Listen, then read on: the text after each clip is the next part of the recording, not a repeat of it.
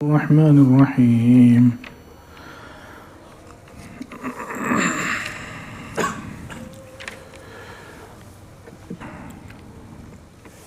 اذهبوا بقميصي هذا فألقوه على وجه أبي يأت بصيرا وأتوني بأهلكم أجمعين ولما فصلت العير قال أبوهم إني لأجد ريح يوسف لولا أن تفندون قالوا تالله إنك لفي ضلالك القديم فلما أن جاء البشير ألقاه على وجهه فارتد بصيرا قال ألم أقل لكم إني أعلم من الله ما لا تعلمون قالوا يا أبانا استغفر لنا ذنوبنا إنا كنا خاطئين قال سوف أستغفر لكم ربي إنه هو الغفور الرحيم فلما دخلوا على يوسف آوى إليه أبويه وقال ادخلوا مصر إن شاء الله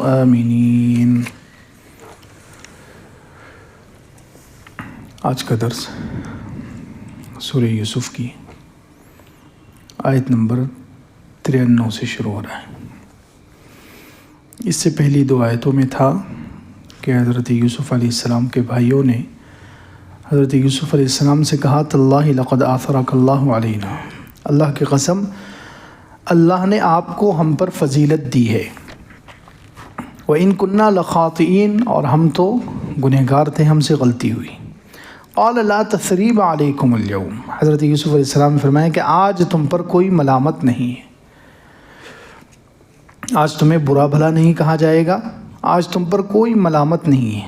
دیکھیں جو بڑے لوگ ہوتے ہیں، جنہیں بڑا کام کرنا ہے، جن کے سامنے بڑا مقصد ہوتا ہے، جیسے حضرت یوسف علیہ السلام، حضور اقدس صلی اللہ علیہ وسلم، تو یہ دل بھی بڑا رکھتے ہیں اور بڑی بڑی غلطیوں کو اور بڑے بڑے گنہگاروں کو اور بڑی بڑی تکلیفیں پہنچانے والوں کو آسانی سے معاف کر دیتے ہیں.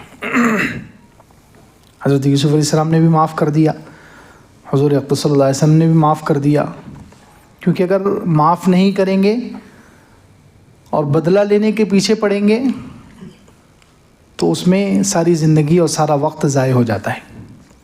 انسان کوئی بھی بڑا مقصد پورا نہیں کر سکتا، انسان بڑا کوئی کام نہیں کر سکتا اگر وہ بدلہ لینے کے پیچھے پڑ جائے، اگر وہ بدلہ لینے کے فکر میں پڑ جائے، ہر ایک سے بدلہ لینے کی فکر میں رہے.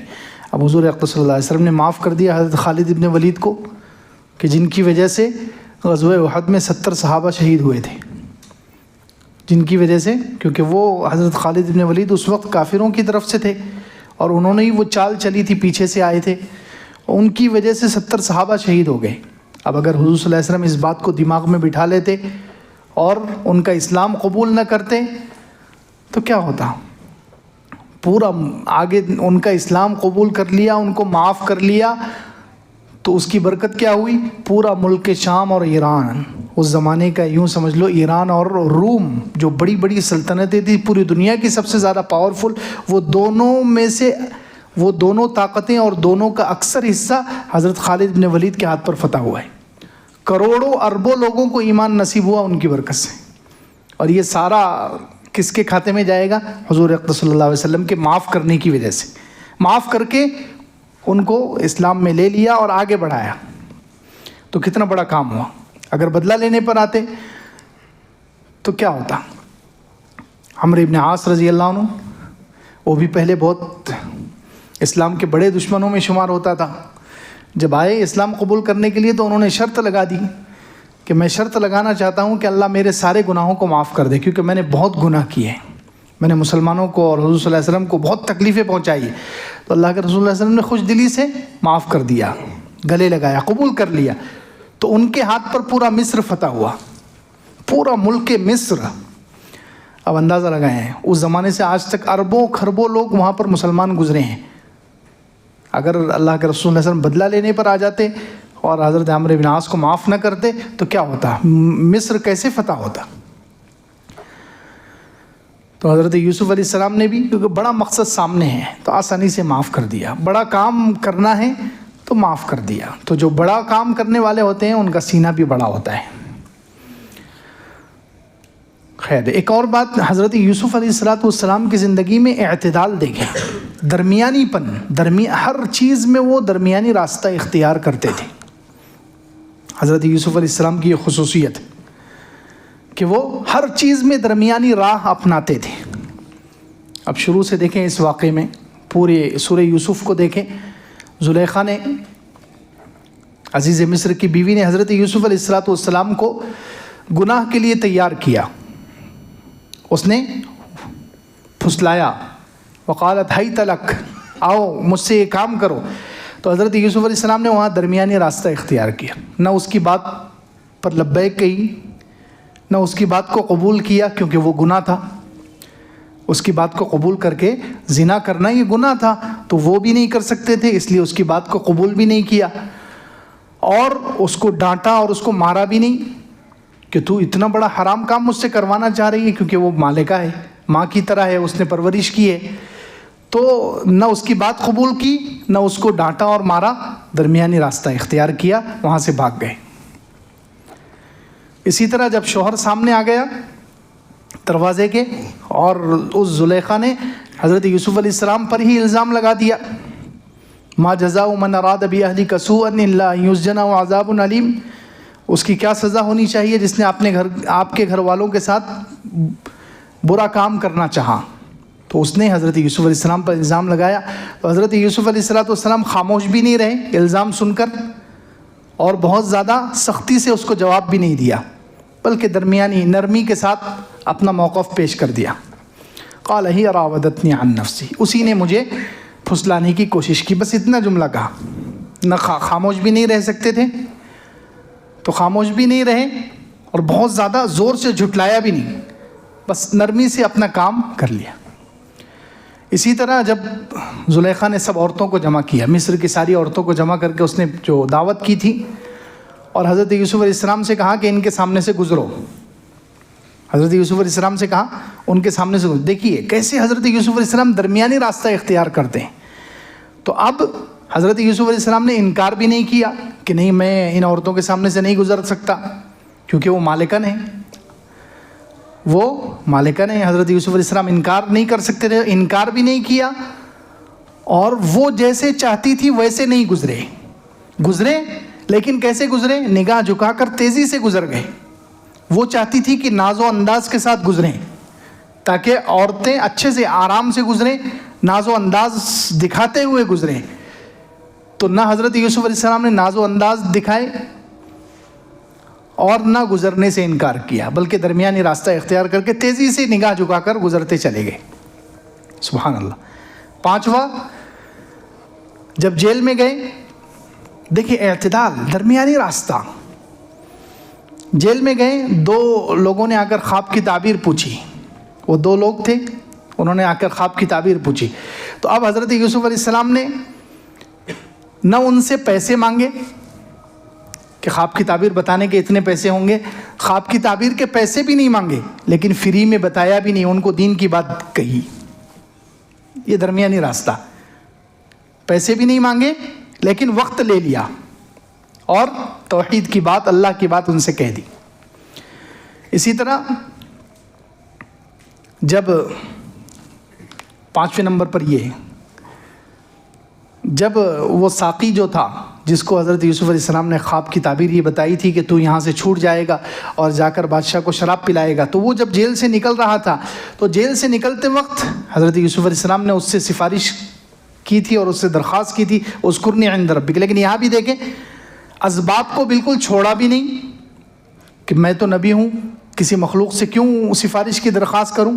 اسباب کو بالکل چھوڑا بھی نہیں، اور اسباب اختیار کرنے میں غلو بھی نہیں کیا کہ اس کی منت سماجت کرتے، بھائی اللہ کے واسطے جا کے بادشاہ کے کہہ دینا اور میری سفارش کر دینا اور میرے کو یہاں سے نکال دینا، پیچھے ہی پڑ گئے ہوں.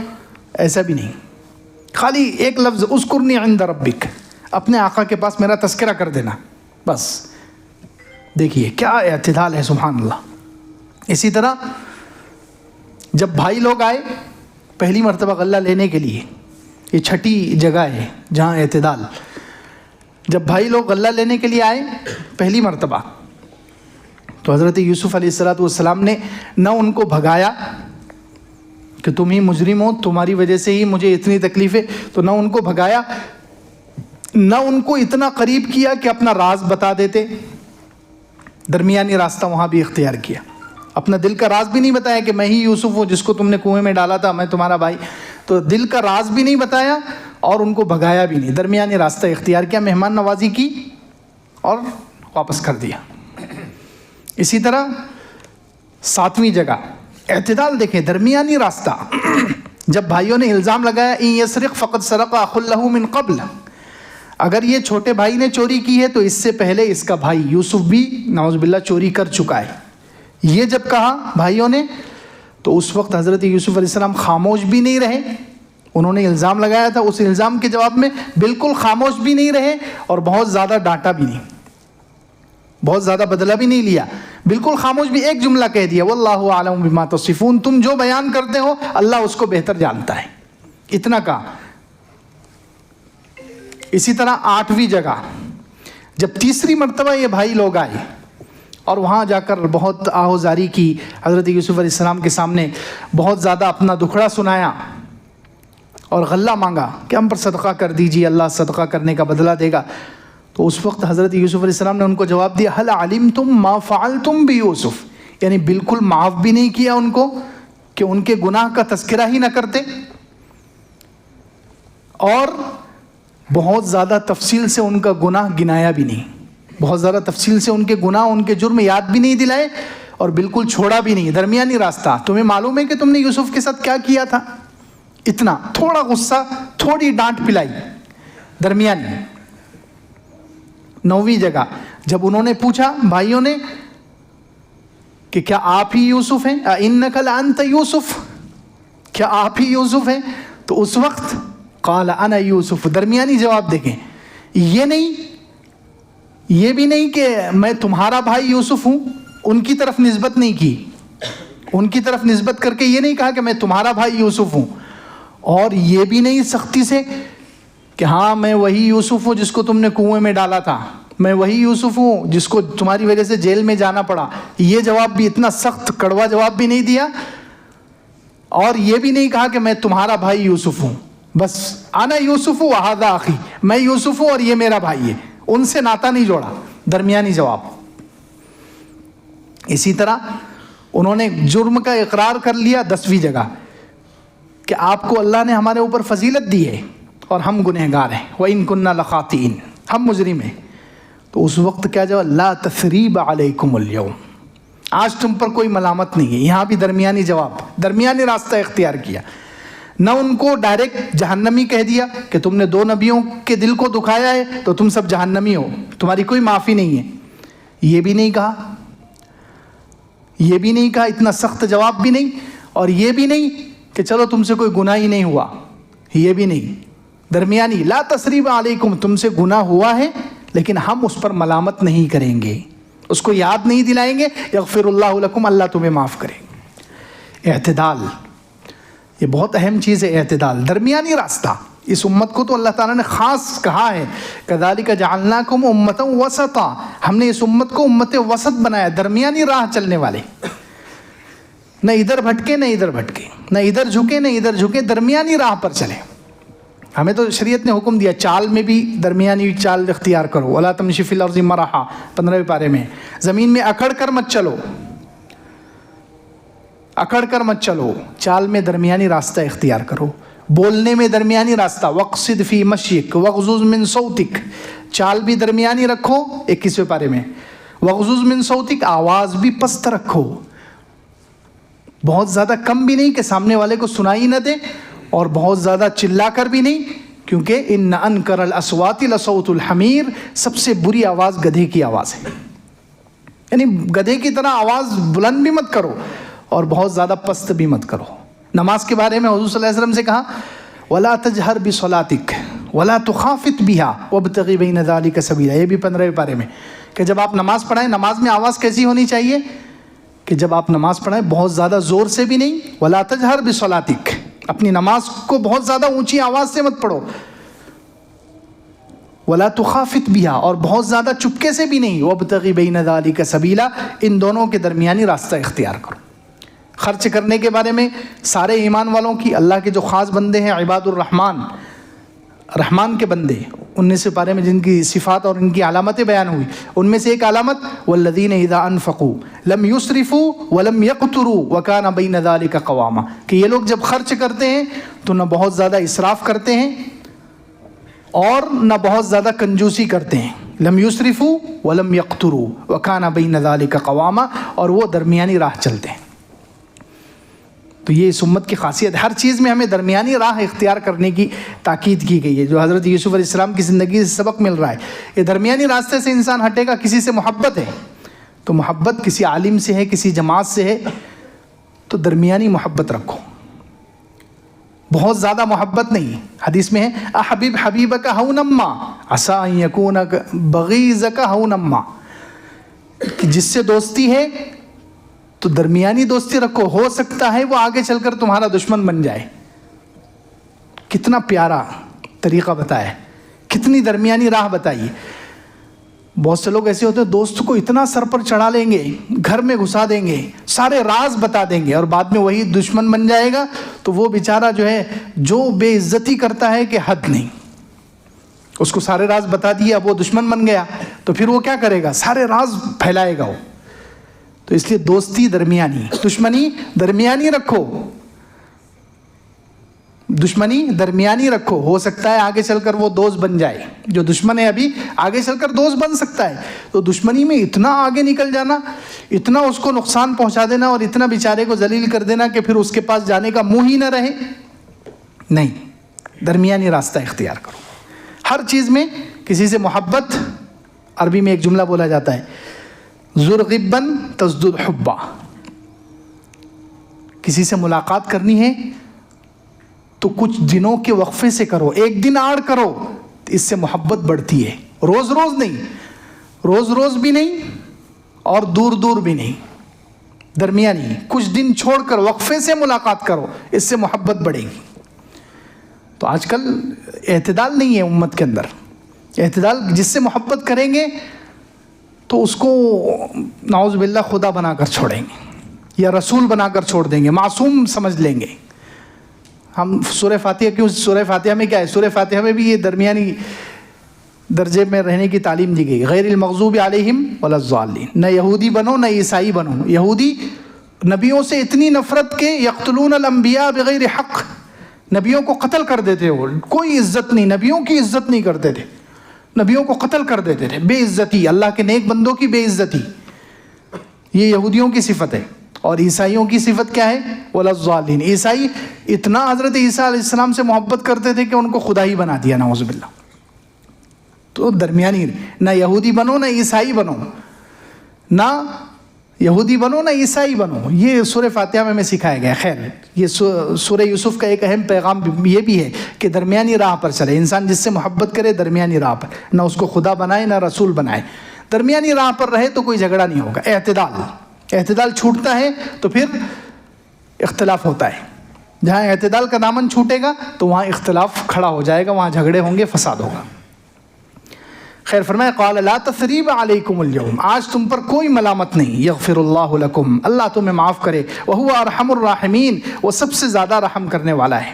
اذهبوا بقمیصی ھذا فالقوه علی وجه ابی یأتی بصیرا، میرا یہ قمیص لے کر جاؤ اور اسے ابا کے چہرے پر ڈال دو، یأتی بصیرا، ان کی روشنی واپس آ جائے گی۔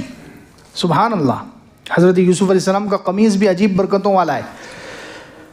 قمیص اللہ کے نیک بندوں سے جو چیز چھو جاتی ہے اللہ تعالیٰ کبھی اس میں بھی برکت ڈال دیتے ہیں۔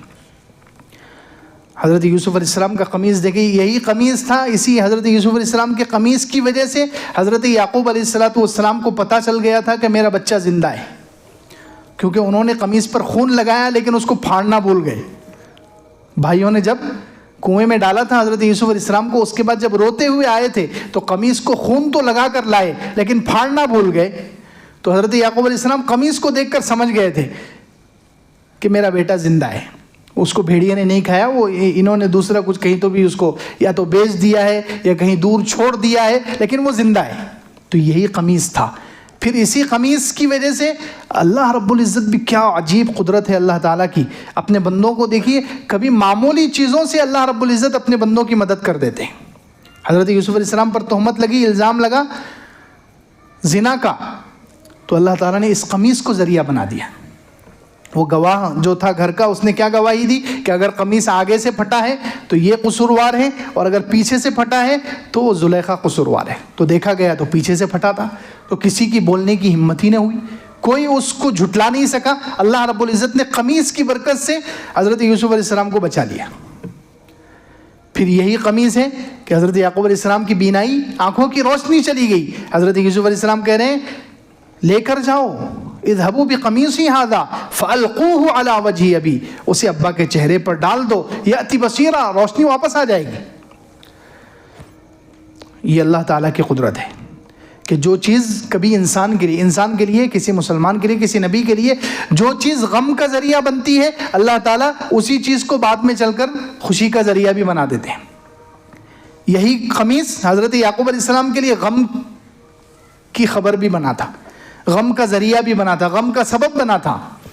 جب خون لگا کر لے کر آئے تو حضرت یعقوب علیہ السلام کو معلوم ہو گیا کہ بیٹا مجھ سے جدا ہو گیا، تو غم کی خبر اس کرتے کو دیکھ کر ہوئی تھی۔ اب خوشی کی جو خبر آ رہی ہے اسی کرتے کو دیکھ کر خوشی کی خبر آئے گی، اور اسی کرتے کو اللہ رب العزت ذریعہ بنائیں گے حضرت یعقوب علیہ السلام کی پریشانی کے ختم ہونے کا اور خوشی کے شروع ہونے کا۔ تو جو چیز، کیا اللہ کی قدرت ہے، سبحان اللہ، جو چیز غم کا ذریعہ بنی تھی اسی کو اللہ نے خوشی کا ذریعہ بنایا۔ موسیٰ علیہ السلام کے لیے پانی، موسیٰ علیہ السلام کی والدہ کو اللہ تعالیٰ نے کہا کہ جب فرعون سے ڈر لگے، خطرہ محسوس ہو، تو اس بچے کو سمندر میں ڈال دینا، صندوق میں رکھ کر۔ وَأَوْحَيْنَا إِلَىٰ أُمِّ مُوسَىٰ أَنْ أَرْضِعِيهِ فَإِذَا خِفْتِ عَلَيْهِ فَأَلْقِيهِ فِي الْيَمِّ وَلَا تَخَافِي وَلَا تَحْزَنِي، جب تمہیں ڈر محسوس ہو تو اس کو صندوق میں رکھ کر سمندر میں ڈال دینا۔ تو اب انہوں نے سمندر میں ڈال دیا، تو اب وہ سمندر حضرت موسیٰ علیہ السلام کے لیے اور حضرت موسیٰ علیہ السلام کی امی کے لیے غم کا ذریعہ بنا تھا کہ حضرت موسیٰ علیہ السلام کو اس سمندر میں ڈال دیا گیا، اس پانی میں ڈال دیا گیا، اور وہ صندوق فرعون کے پاس چلا گیا۔ تو وہی سمندر غم کا ذریعہ بنا، اور آگے چل کر اسی سمندر اور اسی پانی کو اللہ نے خوشی کا ذریعہ بھی بنا دیا۔ جب فرعون کا لشکر پیچھے سے آیا، سامنے دریا، حضرت موسیٰ علیہ السلام کو اللہ نے حکم دیا لاٹھی مارو، لاٹھی ماری اور راستے بن گئے، تو وہی سمندر نجات کا ذریعہ بن گیا۔ تو جو چیز غم کا ذریعہ بنتی ہے، اللہ رب العزت بعض مرتبہ اسی چیز کو خوشی کا ذریعہ بنا دیتے ہیں۔ فرمایا اذهبوا بقمیصی ھذا فالقوه علی وجہ ابی یأتی بصیرا واتونی باہلکم اجمعین، اور میرے سب گھر والوں کو لے کر آؤ۔ اللہ اکبر، اپنے بھائیوں سے کہا حضرت یوسف علیہ السلام نے واتونی باہلکم، میرے پورے گھر جو ملک شام میں ہیں، اب سب ہم لوگ مصر میں رہیں گے، شفٹ ہو جائیں گے یہاں پر۔ لیکن کیا ادب ہے، سبحان اللہ، کیا کہا واتونی باہلکم اجمعین، تمہارے گھر والوں کو سب کو لے کر آؤ۔ ابا کو لانے کے لیے نہیں کہا، ابا کو لانے کے لیے نہیں کہا، کیونکہ اگر ابا کو کہتے کہ ابا کو لے کر آؤ تو یہ بے ادبی ہو جاتی۔ باپ کو لایا نہیں جاتا، باپ کے پاس جایا جاتا ہے۔ باپ کو لایا نہیں جاتا، باپ کے پاس جایا جاتا ہے۔ تو اس لیے حضرت یوسف علیہ السلام نے یہ جملہ کہا وَأْتُونِي بِأَهْلِكُمْ أَجْمَعِينَ، سارے گھر والوں کو لے کر آؤ۔ اگر یہ کہتے کہ میرے ابا کو میرے پاس لے کر آؤ تو اس میں بے ادبی کا شبہ تھا کہ بیٹے کو باپ کے پاس جانا چاہیے، اور کیونکہ حضرت یوسف علیہ السلام یہ سفر نہیں کر سکتے تھے۔ حضرت یوسف علیہ السلام مصروفیت تھی ملک مصر کے، کیونکہ وزیر ہے، بادشاہ بن گئے، تو مصروفیت ہے۔ مصروفیت کی وجہ سے عام لوگوں کا نقصان ہو جائے گا اگر حضرت یوسف علیہ السلام خود جائیں گے۔ اس لیے حضرت یوسف علیہ السلام نے اب گھر والوں کو بلانا بھی ہے اور بے ادبی سے بچنا بھی ہے، تو کیا بہترین جملہ کہا وَأْتُونِي بِأَهْلِكُمْ أَجْمَعِينَ، اپنے سب گھر والوں کو لے کر آ جاؤ، اس میں ابا بھی آ جائیں گے۔ بڑوں کے ادب کا کیسے خیال رکھا جاتا ہے شریعت میں، دیکھیے کتنی باریکی کے ساتھ وَأْتُونِي بِأَهْلِكُمْ أَجْمَعِينَ۔ یہ نہیں کہا کہ حالانکہ سب سے زیادہ حضرت یوسف علیہ السلام کو جو شوق تھا وہ باپ سے ملاقات کا ہی تھا، سب سے زیادہ جو انتظار تھا وہ ابا سے ملاقات کا تھا، لیکن پھر بھی وَأْتُونِي بِأَهْلِكُمْ، ادب کی وجہ سے کہا کہ پورے گھر والوں کو لے کر آؤ۔ وَلَمَّا فَصَلَتِ الْعِيرُ قَالَ أَبُوهُمْ إِنِّي لَأَجِدُ رِيحَ يُوسُفَ لَوْلَا أَن تُفَنِّدُونِ۔ جب قافلہ چلا، یہ قافلہ ابھی مصر سے نکلا ہے اور ملک شام کو ابھی 8 دن کا سفر باقی ہے. کتنا سفر؟ اس زمانے میں ملک شام اور حضرت یوسف علیہ السلام کا جو اصلی وطن ہے کنعان، ملک شام، وہاں سے مصر تک کا فاصلہ 8 دن میں طے ہوتا تھا. تو ابھی یہ قافلہ مصر سے نکلا ہے. وَلَمَّا فَصَلَتِ الْعِيرُ، قافلے نے جب مصر کو چھوڑا ہے، قَالَ أَبُوهُمْ، حضرت یعقوب علیہ السلام نے کہا، ان کے ابا نے کہا، اِنِّي لَأَجِدُ رِيحَ يُوسُف، میں یوسف کی خوشبو پا رہا ہوں. اللہ اکبر. ابھی قافلہ تو 8 دن کی مسافت پر ہے، 8 دن دور، لیکن حضرت یعقوب علیہ السلام کو اللہ نے خوشبو پہنچا دی، حضرت یوسف علیہ السلام کی خوشبو پہنچا دی. یہ حضرت یعقوب علیہ السلام کا معجزہ ہے. کیا ہے یہ معجزہ؟ کیونکہ انسان کی جتنی بھی صلاحیتیں ہیں وہ محدود ہیں. انسان کی بولنے کی صلاحیت محدود ہے، بہت زیادہ دور تک اپنی آواز انسان نہیں پہنچا سکتا. سننے کی صلاحیت محدود ہے، سونگھنے کی صلاحیت محدود ہے. یہاں بیٹھے بیٹھے امریکہ کی چیز تھوڑی سونگھ سکتا ہے انسان. بس ایک لمٹ ہے کہ یہاں تک کی خوشبو آئے گی، یہاں تک کی بدبو آئے گی، اس کے آگے کی خوشبو اور بدبو نہیں آ سکتی. لیکن 8 دن کی مسافت پر ہے، سینکڑوں کلومیٹر یا 1000 کلومیٹر سے زیادہ کا فاصلہ ہے، اور وہاں سے خوشبو محسوس ہو رہی ہے.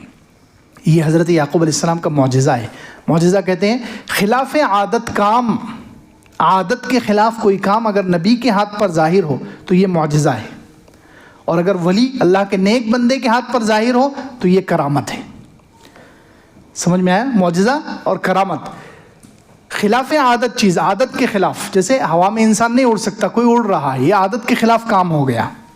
تو عادت کے خلاف کام اگر نبی کے ہاتھ پر ظاہر ہو تو اسی کو معجزہ کہتے ہیں، اور اگر عادت کے خلاف کوئی کام ولی کے ہاتھ پر ظاہر ہو تو اس کو کرامت کہتے ہیں. لیکن یہ معجزہ اور کرامت جو نبی کے ہاتھ پر عادت کے خلاف چیز ظاہر ہوتی ہے یا ولی کے ہاتھ پر عادت کے خلاف ظاہر ہوتی ہے، اس کا اختیار اللہ کے ہاتھ میں ہے. یہ نبی کے بھی ہاتھ میں نہیں اور ولی کے ہاتھ میں بھی نہیں، اور یہ قرآن میں ہے. کہاں ہے؟ قرآن میں ہے. اللہ تعالیٰ نے فرمایا 24ویں پارے میں، وَمَا كَانَ لِرَسُولٍ أَن يَأْتِيَ بِآيَةٍ إِلَّا بِإِذْنِ اللَّهِ، کسی رسول کے ہاتھ میں نہیں ہے کہ وہ کوئی نشانی لے آئے، کوئی معجزہ لے آئے، مگر اللہ کے حکم سے. وَمَا كَانَ لِرَسُولٍ أَن يَأْتِيَ بِآيَةٍ إِلَّا بِإِذْنِ اللَّهِ. کتنے معجزات کا حضور اقدس صلی اللہ علیہ وسلم سے مطالبہ ہوا، لیکن اللہ نے نہیں چاہا تو حضور صلی اللہ علیہ وسلم وہ معجزات پیش نہیں کر سکے. 15ویں پارے میں ہے کہ کفار مکہ نے پیشکش کی، کفار مکہ نے مطالبہ کیا حضور اقدس صلی اللہ علیہ وسلم سے، لن نؤمن لک حتی تفجر لنا من الارض ینبوعا، ہم آپ پر ہرگز ایمان نہیں لائیں گے یہاں تک کہ آپ، یہ مکہ ہے، مکہ کیونکہ یہاں پر پانی نہیں ہے، پانی کے چشمے نہیں ہے، تو آپ ان سوکھے پہاڑوں سے پانی کے چشمے جاری کر کے بتائیں. لن نؤمن لك حتى تفجر لنا من الارض ينبوعا او يكون لك بيت من زخرف او ترقى في السماء، آپ کے لیے ایک سونے چاندی کا گھر ہونا چاہیے. یہ کفار مکہ حضور صلی اللہ علیہ وسلم سے کہتے تھے کہ آپ کے لیے سونے کا گھر اللہ سے منگاؤ اور ہم کو دکھاؤ، یا آپ ہماری آنکھوں کے سامنے آسمانوں پر جائیں، ہمیں نظر آئے ایسا. او يكون لك بيت من زخرف او ترقى في السماء، یا آپ آسمان میں چڑھ جائیں. وَلَن نُؤْمِنَ لِرُقِيِّكَ حَتَّى تُنَزِّلَ عَلَيْنَا كِتَابًا نَقْرَؤُ، اور آسمان پر چڑھنا بھی ہم جب تک نہیں مانیں گے، آسمان پر چڑھو بھی اور وہاں سے کتاب لے کر آؤ، ہمارے آنکھوں کے سامنے بتاؤ. تو اللہ تعالیٰ نے اگلی آیت میں کہا کہ یہ مطالبات ان کے بیجا ہیں، ہم آپ کہہ دیجئے کہ میں تو انسان ہوں، میرے ہاتھ میں کچھ نہیں ہے، اللہ کے ہاتھ میں سب کچھ ہے. حضور صلی اللہ علیہ وسلم کو اللہ تعالیٰ نے منع کر دیا کہ یہ جو معجزات کہہ رہے ہیں کہ پہاڑوں کو پیچھے ہٹا دو، یہاں مکے میں پانی کے چشمے جاری کر دو، یا آپ کے لیے سونے کا گھر ہونا چاہیے، یا آپ ان کے آنکھوں کے سامنے وہ آسمان پر چڑھے اور آسمان سے کتاب لے کر آئیں، تو اللہ تعالیٰ نے کہا کہ نہیں، آپ کہہ دیجئے کہ میں تو انسان ہوں، اللہ تعالیٰ نے مجھے رسول بنا کر بھیجا. ہاں، رسول ہونا میری خاصیت ہے بس، لیکن یہ معجزات دکھانا میرے اختیار میں نہیں. تو خیر بات چل رہی ہے کہ خلاف عادت چیز اگر نبی کے ہاتھ پر ظاہر ہو تو وہ معجزہ ہے، اور ولی کے ہاتھ پر ظاہر ہو تو وہ کرامت ہے. لیکن یہ اختیار میں کسی کے نہیں، اللہ کے اختیار میں. اللہ جب چاہتے ہیں کسی نبی کے ہاتھ پر معجزہ ظاہر کر دیں گے، کسی ولی کے ہاتھ پر کرامت ظاہر کر دیں گے، لیکن جب اللہ نہیں چاہیں گے تو پھر نہ کرامت ظاہر ہوگی نہ معجزہ ظاہر ہوگا۔ اب یہی حضرت یعقوب علیہ السلام کے واقعے سے دیکھ لے، اللہ نے چاہا یوسف علیہ السلام کی خوشبو سنگوانا، تو 8 دن دور ہیں، ہزاروں کلومیٹر دور ہے، وہاں سے خوشبو پہنچ گئی۔ اور جب شروع میں یوسف علیہ السلام کو کنویں میں ڈالا گیا تو اسی گاؤں کے جہاں حضرت یعقوب علیہ السلام رہتے اسی گاؤں کے قریب کنواں تھا، وہ 1 دن بھی دور نہیں تھا۔ تو اتنی نزدیک سے اللہ نے نہیں چاہا تو خوشبو نہیں آئی۔ جب کیوں نہیں آئی خوشبو؟ جب بھی تو آ سکتی تھی نا، لیکن کیوں نہیں آئی؟ اللہ نے نہیں چاہا، کیونکہ ابھی امتحان تھا، امتحان لینا تھا ان کا، اس لیے جب خوشبو نہیں آئی۔ لیکن اب خوشبو آئی تو اتنے دور سے آ گئی۔ تو جب اللہ چاہتے ہیں تو نبیوں کو دور کی چیز دکھا دیتے ہیں، دور کی چیز سنگا دیتے ہیں، اور جب نہیں چاہتے تو نزدیک کا بھی نظر نہیں آتا۔ حضور اقدس صلی اللہ علیہ وسلم غزوہ موتا کی لڑائی ہو رہی ہے، حضور صلی اللہ علیہ وسلم مدینے میں بیٹھے ہیں، اور یہ غزوہ موتا عرب کے بارڈر پہ لڑی گئی، سینکڑوں کلومیٹر یا 1000 کلومیٹر سے زیادہ دور ہے۔ غزوہ موتا جو ہوئی ہے، عیسائیوں سے جو لڑائی ہوئی، حضور صلی اللہ علیہ وسلم کے زمانے کی آخری لڑائی۔ تو غزوہ موتا میں حضور صلی اللہ علیہ وسلم مدینے میں بیٹھ کر وہاں کے پورے حالات بتا رہے ہیں، اللہ تعالیٰ نے پردے ہٹا دیے۔ تو حضور صلی اللہ علیہ وسلم کہہ رہے ہیں کہ دیکھو، پہلے امیر، اس میں حضور صلی اللہ علیہ وسلم نے 3 آدمیوں کو امیر بنایا تھا۔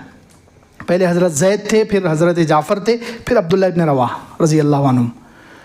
تو حضور صلی اللہ علیہ وسلم پورا لڑائی ہو رہی ہے، اور حضور صلی اللہ علیہ وسلم کہہ رہے ہیں دیکھو یہ زید شہید ہو گئے، پہلے امیر شہید ہو گئے، دوسرے امیر جعفر شہید ہو گئے، تیسرے امیر عبداللہ ابن رواحہ شہید ہو گئے، اور اب مسلمانوں نے مل کر حضرت خالد کو بنا دیا۔ تو اللہ کے رسول صلی اللہ علیہ وسلم نے فرمایا یہاں بیٹھے بیٹھے کہ اب اللہ کی تلوار نکل گئی ہے۔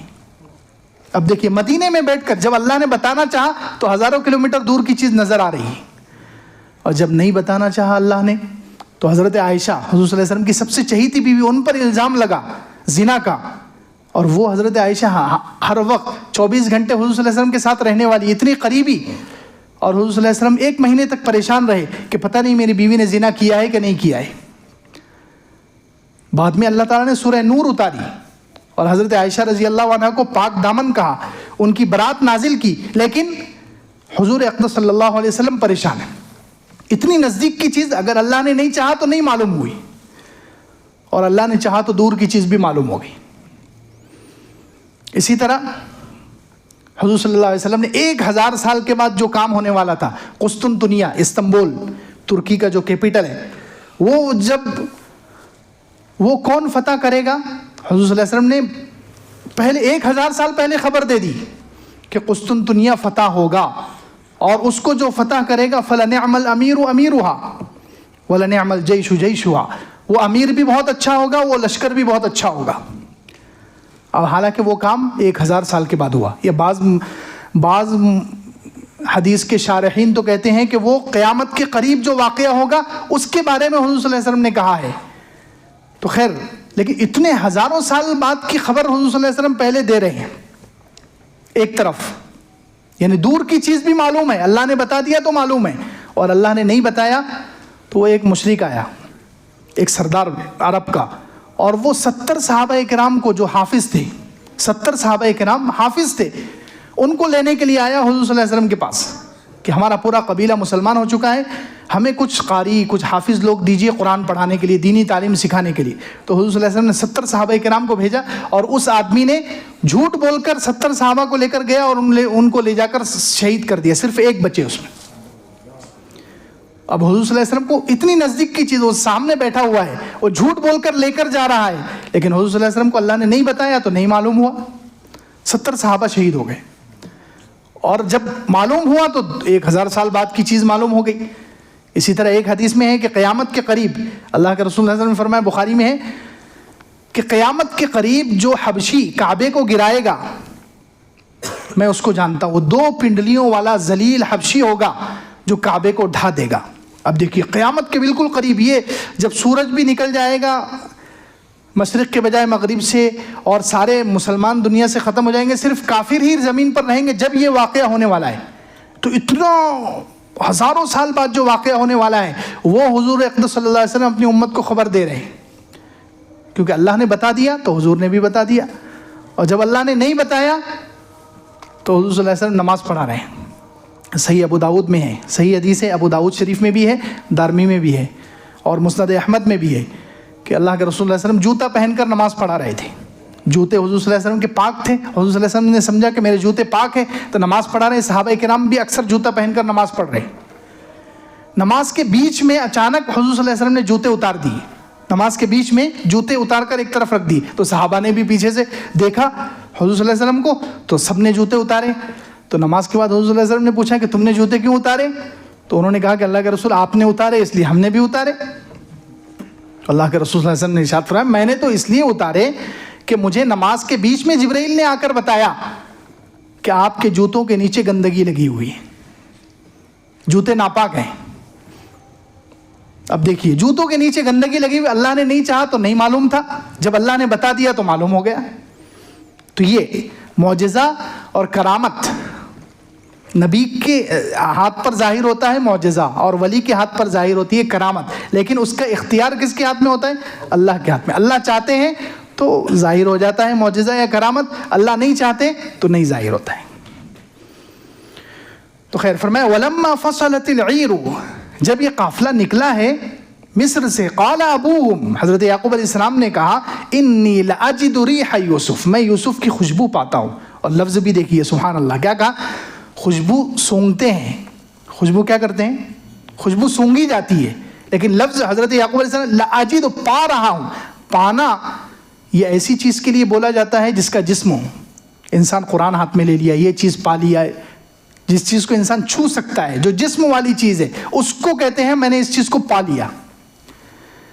لیکن خوشبو کو تو سونگا جاتا ہے، وہ ہاتھ میں تھوڑی آتی ہے. تو لفظ ایسا استعمال کیا کیوں؟